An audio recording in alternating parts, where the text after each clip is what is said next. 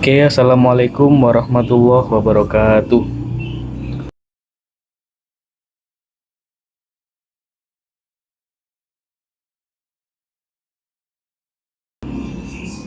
Kembali lagi bersama kami eh, di channel seputar madrasah. Di kesempatan video kali ini kami akan membahas tuntas terkait dengan kelanjutan ANPK di laman anpk.kemendikbud.go.id. Nah, eh, Bapak Ibu, untuk laman ANPK ini sudah bisa dibuka ya. Untuk user dan akunnya mungkin bisa ditanyakan ke HD Kabupaten, atau kemungkinan ada yang sudah di-share itu bisa langsung di login Bapak Ibu. Tapi sebelum di login, Bapak Ibu bisa menyiapkan password dan juga identitas dari kepala madrasah dan juga proktor. Karena ketika kita login di situ kita langsung dimintai data password baru dan juga data identitas operator dan juga kepala madrasah. Jadi Bapak Ibu langsung siapkan. Nah, saran saya ketika membuat password itu langsung diingat ya Bapak Ibu, karena untuk reset lagi itu kemungkinan agak susah. Jadi harus pengajuan dulu. Jadi ketika Bapak Ibu sudah merubah passwordnya harap disimpan dengan baik. Terus kemudian apa saja yang harus dikerjakan di laman ANPK ini? Perlu diketahui sekarang itu tanggal 21 Bapak Ibu. Jadi kalau di tanggal 21 ini itu semuanya serentak melaksanakan simulasi ANPK.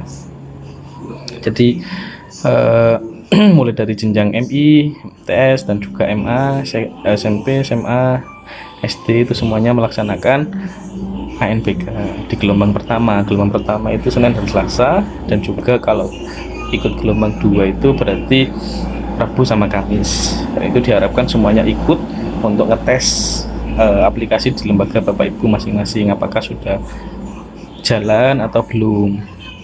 Nah, di sini untuk mode ANPK ini ada dua ya Bapak Ibu, ada mode daring dan mode semi daring, atau mode online atau mode semi online.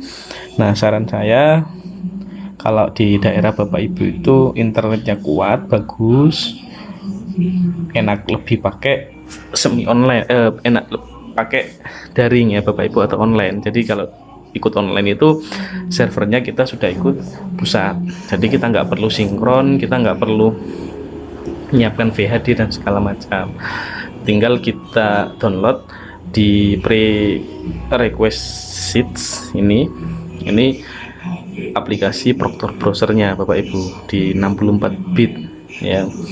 Jadi kita tinggal download untuk ngatur anak, kemudian anak di klien itu juga kita pasangkan exam klien. Kenapa, apa keunggulan dari mode online? Mode online itu tadi ya sudah saya sebutkan, enak, lebih simpel, ringkas, dan juga kita nggak perlu tenaga ekstra untuk untuk menjalankannya itu Bapak Ibu. Kalau di mode semi online itu ada kelebihan dan ada kekurangannya juga mestinya. Kalau di mode semi online, evaluasi kami atau pengalaman kami itu kalau listrik padam Bapak Ibu itu susah kalau kita nggak punya backup dari mode ini. Kenapa kok seperti itu? Karena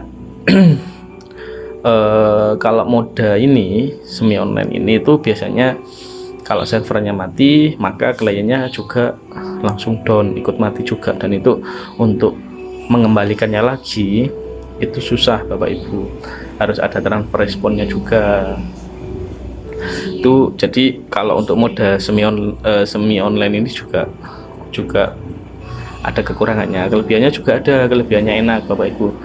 Kelebihannya itu kita bisa paket jaringan lokal. Jadi untuk bandwidth yang diperlukan di mode semi online itu nggak terlalu besar. Kenapa? Karena nanti ketika selesai itu ada proses uploadnya sendiri. Kalau sedangkan di semi online, di mode online itu kita harus pakai bandwidth yang kurang, yang kuat di awal.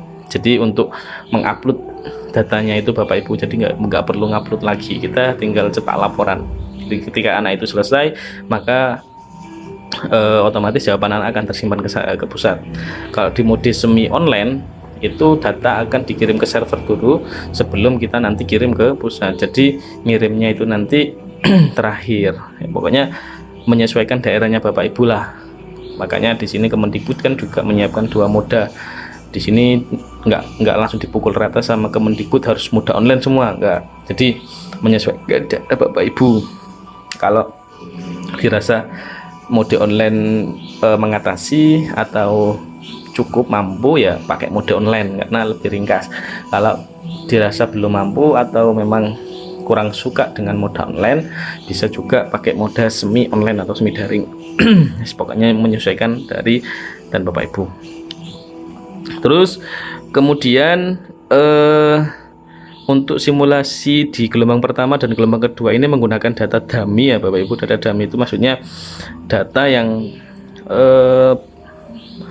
belum asli siswa. Jadi hanya 10 peserta. Kalau biasanya ikut itu 10. Jadi tulisan di kartunya itu peserta 1, peserta 2, peserta 3 dan segala macam. Kemudian gitu ya, nanti dipakai simulasi. Nah, apa yang dikerjakan Bapak Ibu di laman ANBK ini? Nah, yang pertama adalah di menu data sekolah ya. Untuk simulasi ini loh Bapak Ibu, besok ketika sudah fix mungkin ada penambahan pekerjaan. Tapi kalau untuk simulasi ini yang perlu Bapak kerjakan adalah yang pertama adalah data sekolah dulu. Di sini data sekolah harus lengkap ya Bapak Ibu. Jadi identitas, tipe teknis, infrastruktur ini harus lengkap. Jadi baru disimpan. Setelah identitas ini selesai, kemudian surat kesiapan Bapak Ibu cetak upload. Setelah itu yang terakhir atau yang kedua, ini Bapak Ibu langsung bisa masuk ke menu asesmen nasional, kemudian komputer proktor. Nah, di sini Bapak Ibu langsung kerjakan atau tambah ya. Nah, cuma 2 itu Bapak Ibu untuk pengerjaan di laman ANBK ini. Kemudian nanti setelah Bapak Ibu isi data komputer proktor, maka nanti akan muncul menu simulasi. Nah, di sini Bapak Ibu bisa membuka passwordnya. Nah, itu ya Bapak Ibu. Nah, tuh untuk di laman ANBK bisa Bapak Ibu langsung kerjakan tanpa dalangan karena ini sudah dimulai simulasi Bapak Ibu. Ya meskipun peserta didiknya belum wajib untuk mengikuti, tapi setidaknya ada simulasi. Mungkin Bapak Ibu bisa memanggil 10 anak sampling untuk mengikuti simulasi ini sebagai peserta dummy untuk mengisi di komputer kliennya. Karena ya itu tadi, memanfaatkan itu tadi Bapak Ibu untuk mengetes uji beban yang dilaksanakan di madrasah atau di lembaga-lembaga masing-masing. Oke, terima kasih. Sekian untuk tutorial di menu online-nya atau moda daringnya. Akan kami buatkan video selanjutnya. Bila ada pertanyaan bisa dilanjutkan di kolom komentar. Jangan lupa terus dukung channel ini Bapak Ibu biar kami semakin semangat untuk membuatkan tutorial-tutorial selanjutnya. Oke, kami akhiri. Wassalamualaikum warahmatullahi wabarakatuh.